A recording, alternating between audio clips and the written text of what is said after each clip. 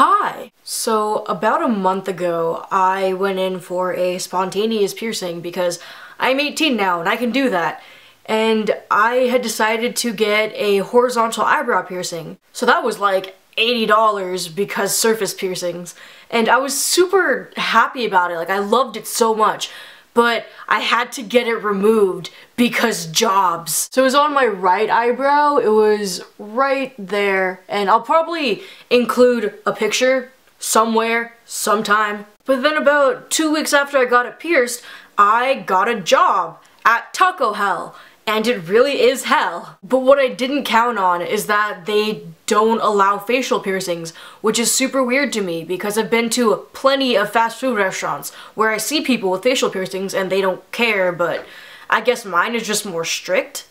And they don't even allow like more than one piercing per ear. So you guys know a while ago, I had 6 helix piercings and my tragus pierced on my left ear, and all of that had to go. I was so upset. I mean, of course, I could have just not accepted the job and kept my piercings and stuff, but the way I kind of reconciled this decision was by thinking money or some piercings I could get re-pierced at a later date with said money. Know what I mean?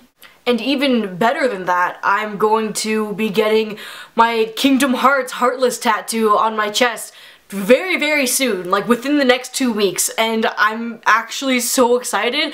I sometimes forget to breathe, but it's totally okay, as long as I remember to breathe until then, because surviving is kind of important in getting a tattoo.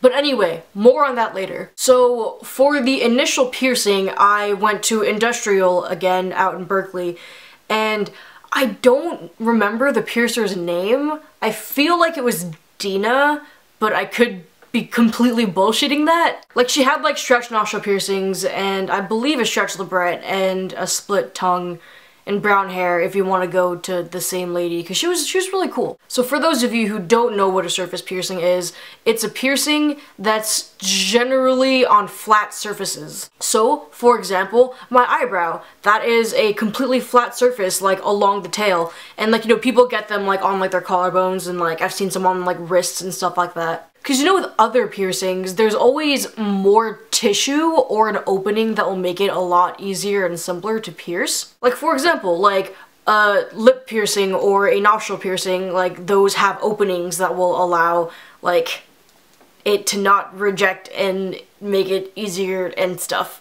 Oh, I haven't had human contact in so long, can you tell? Or same thing with, say, a nipple piercing. Like, even though there is no opening there, it's still like a much larger piece of tissue that will allow, you know, it to work out well. And the reason why that's so important is because surface piercings, or even like anchors or dermals or whatever you want to call them, like they both have fairly high rejection rates.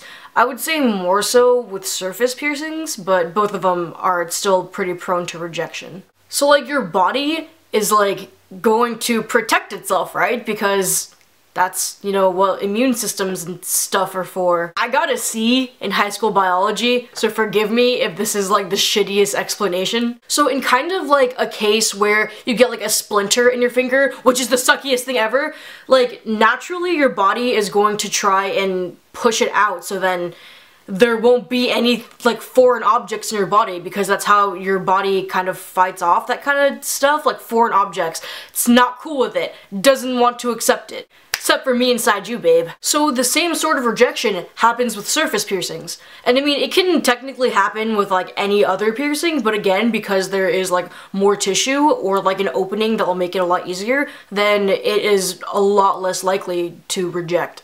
So that's why surface piercings and dermal piercings are prone to rejection, because they're in areas that don't have a lot of tissue, so it's a lot easier for it to reach the surface of your skin, because that's how rejection works. Your body is literally like pushing the jewelry out of your body. So because of this, surface bars are shaped like this, like football goal posts. I'm a very sporty person, if you can't tell. And it's shaped like this so that it's able to be anchored down into more tissue. Like, don't ever get pierced by a curved barbell because it's going to be so shallow inside of your skin that it's just going to reject. It has like a much higher chance of rejection than an actual surface bar that is made for surface piercings. So definitely be sure to go to like a responsible and very professional piercer, because I've seen a lot of places like pure surface piercings with curved barbells, and that's no bueno. So I'm sure somebody, you know, is gonna wonder if it hurt or not. And so honestly, plucking your eyebrows hurts way fucking more than this piercing does. I mean, it would make sense since like each hair is out of its like own specific pore, whereas like a piercing is kind of just. So I believe that she pierced me with a 16 gauge surface bar with flat discs, and she was extremely gentle, and like that's what I liked about her, is like when me and my friend first went into the shop to like go inquire about it and stuff, she was kind of like just fucking around, you know, like having fun and like just being, I wouldn't say rowdy, but just, I guess, hyperactive, exuberant, I guess just, you know, fun-loving, let's just say that. But then as soon as we got into like the room where she was going to pierce me, as soon as we got in there, like she just completely turned super professional, and she like let me know all of like the things and like how to spot rejection and how to like do all of that stuff. So the piercing, in order to accommodate for like the football goal post jewelry, she had to turn it like inside of my face. So like, you know, like she made one like stabbing motion inside of my face hole, well, creating a face hole, and then like, you know, she moved it to the side, then moved it back up so it would like make a decent enough like shape for the jewelry. I just keep doing this and I feel like the biggest fucking dumbass. Strike a pose. And so then, you know, she fed the jewelry in and she put the end on, and that was it. It was a very simple process, and it is not nearly as scary as you might think. So I am kind of a bleeder, and I was bleeding a lot, and so she was telling me, since you're bleeding so much, you're probably going to bruise like around like just the piercing area. And so I was like, okay, whatever. And then she was telling me a bunch of different things to look out for in case I was scared that it was going to reject or something. She was saying that if it got really like red and irritated, like more so than a piercing usually does, that I should go in there and check in. And the thing that she stressed most on was if there was like a little like zit type thing growing in between like the two discs, like on top of like the actual like bar. And I didn't ask why, but she like really stressed, like, if that happens, come back here, cause, you know, shit's about to go down. And it swelled like immediately, like it was so poofy and disgusting. And in order to combat like the swelling and stuff, she told me to do like a cold compress, which I didn't do cause I'm really lazy, and I mean, it was fine regardless. And the piercing was actually like healing super well for what it was, and I was really happy about it. Like there were no like weird bumps, and it wasn't getting all red and irritated. Although if you do get like a surface piercing or an anchor somewhere on your body, don't forget that it's there. Because like I could like feel it inside of my skin because it was like kind of sore, and I could like feel it as like I moved my eyebrow. And so I would always think that it was just like a zit or something. So I would go to like scratch it, and then I would just like tug on the jewelry. Don't do that, it really sucks. Like I scratched it enough to the point where the end actually twisted off because of how hard and how often I was scratching it. And I did end up bruising, but like nowhere near the piercing. Like on my eyelid, I'm assuming because it's like much thinner skin than like my eyebrow. And at first I was kind of like, that's super annoying, but then I got kind of creative with it because it only bruised like where my crease is, like where I normally would put makeup anyway. So I kind of just like matched this side to my bruise, and then everything was totally fine. And also one cool thing that she did that I would not have thought of was like marking it and then having me like move my eyebrow and like different like expressions and stuff just to see like how it would lay like with my muscles. So if a piercer doesn't do that for you and like you want to get a horizontal eyebrow piercing, suggest that, because I'm sure it'll really help. And the removal, oh my god, I have never been so sad in my life. So I went back to industrial to go get it removed 2 weeks later, and it was really weird. It was like a whole, different staff who I'd never seen before. Cause as I'm sure you guys can tell, cause I talk about it all the time, I'm not good at like the talking with other human beings, and so whenever I go there, like it's always the same people who are there, or at least like the same front desk lady, and it's always her. Like she's really nice, and like, you know, she recognizes me and like we know each other's names and stuff, but we never really like got past that whole like introduction stage. But today it was like completely different people. There was this one front desk lady, I think her name was Chloe, and we didn't really talk much because there was a different front desk lady, her name was Cecilia, and it was actually only her 3rd day working there, and she's the sweetest person, and she's so cute, she's so fucking pretty, and we had a really lovely conversation. And also when I got my leg tattoo there, like my artist was like super cool and stuff, but then in the room next to us was this different artist. I don't know his name because we've never been like formally introduced, but he's so funny and he's so like loud and rambunctious, and he's like the life of the party pretty much. And so like he was there and we were all just talking about like black metal and stuff because of my tattoo, even though I'm not very black metal at all, but it was really fun. Now the other 2 times that I had gotten pierced at Industrial, first time was by Andrea, second time was by that girl, I think her name's Dina, and then this time for my removal it was this guy named Todd, who's actually the owner of the shop, and he is seriously like the nicest fucking person I've ever met. So when he came up and like looked at like the computer to see like what the next person wanted and stuff, he was like, Christina? And then I got up and I was walking toward him, he was like, oh, so like you're gonna get a piercing removed? And I was like, yeah, and I'm really sad about it. And so then he just walked up, he's like, oh my god, I'm so sorry, come here, give me a hug. And then like he gave me like a giant bear hug, and it was like the sweetest thing ever. I was like fake crying into his shoulder, and it was just adorable. And then like, you know, we headed into like the piercing room, and we just started talking and stuff, and then as I was laying down for him to remove the jewelry, I was like, you're Todd, aren't you? And he's like, yeah. And I said, you're the owner of this place, aren't you? And he was like, yeah, I am. And I was like, dude, it's so nice to finally meet you because this is the only place that I've really ever wanted to go for piercings. And he was like, dude, that's super nice and stuff. And so I was talking about how like I had my first ever professional piercing and like my first tattoo there, and so he was just being super like humble and gracious and just really great. And so before I left, I asked him like whether he would recommend surface piercings or dermal piercings for collarbones, and so then he like, you know, gave me like the whole rundown, and I think I might make my next video on like surface piercings versus like dermals.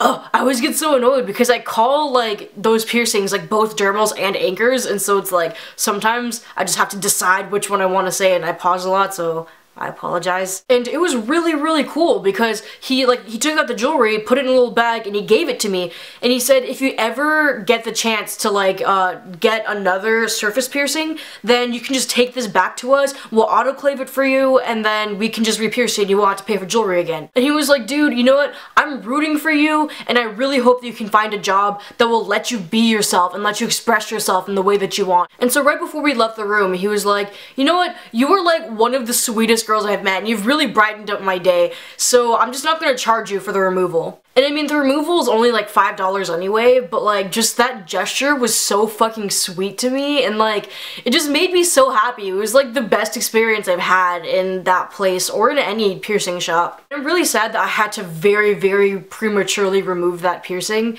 but I had a really good experience doing it, so I guess not all is lost. So yeah, about work. It's super weird because my job is really strict about the whole like piercings thing, but not so much on the tattoos, because they say if you have a visible tattoo then you have to cover it up, but nobody does that, so I mean, I guess that doesn't matter so much to them. And I mean, every time I talk about like my job making me remove my jewelry and stuff, everybody gets super upset saying like, oh, like I wish that jobs wouldn't be so judgmental and stuff. And it's like, it's not really that, it's just like the rules and regulations of the store. Because I'm guessing with jewelry, like, I guess you could like fall out into the food or something, or like if it's really gross and like crusty, or like somebody has like a nasty infection and like they aren't taking care of it or something, then it could like somehow like spread and just be all gross and stuff. Like same thing with my plugs, where I have to take those out for work because a lot of people, I guess, like don't keep them clean, so like, you know, all of that like ear cheese and shit builds up and it could potentially like contaminate the food and stuff. So it's like, I'm really bummed that I had to like retire my piercings and stuff, but I'm not upset about it because it's for a good reason. I'm at least just trying to make sense of it all and like not be super sad about it. And you know, everybody tells me that I should just not have taken the job and instead like just gone somewhere else and tried to find a different job that will allow me to have piercings and stuff. But it's like, jobs are not easy to come by, especially if you're a weirdo like me. But the thing that I am super happy about is that they let me keep my two-tone hair, because there are a lot of other places where I interviewed where they just would not allow. They're like, you would have to dye your hair black. And so that's what I'm really happy about, because I keep it all tucked into some gross looking hat anyway. So yeah, that's basically the video, just talking about surface piercings and little look into the window of my soul.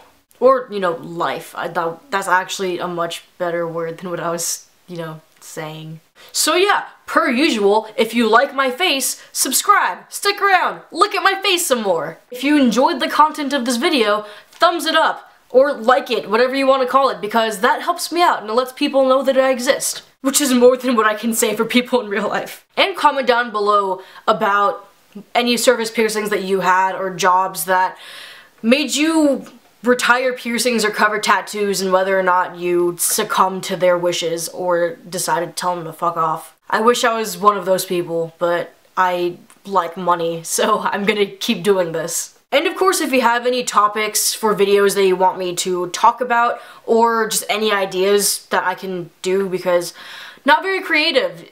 That's why my videos are spanned so far apart, also because I'm lazy, is because I just don't really know what to talk about. Although I'm probably going to do the surface piercings versus dermal anchors thing. Thanks for listening to me drone on and on about stuff for way longer than it should have. Toodles!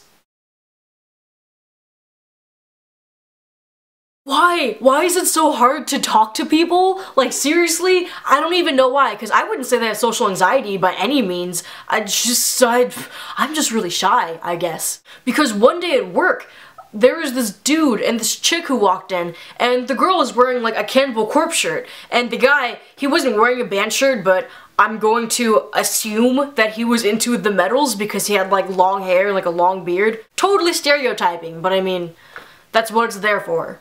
And like, I was working lines, so I was like putting shit into shit, and I kept looking at them, and it was really creepy. And like the guy, like he like noticed me like staring at them, and like he smiled at me a couple times, and I just couldn't do it. Like I just couldn't do it. And so it was really sad, because like I was expecting them to get like a to-go, so like, you know, I would like give them their food and they would leave. And I was hoping that I would at least get to like hand them their food and stuff, but a different person did. But they happened to be eating it and stuff, and they sat down at, like, you know, a table. That's how people eat food generally.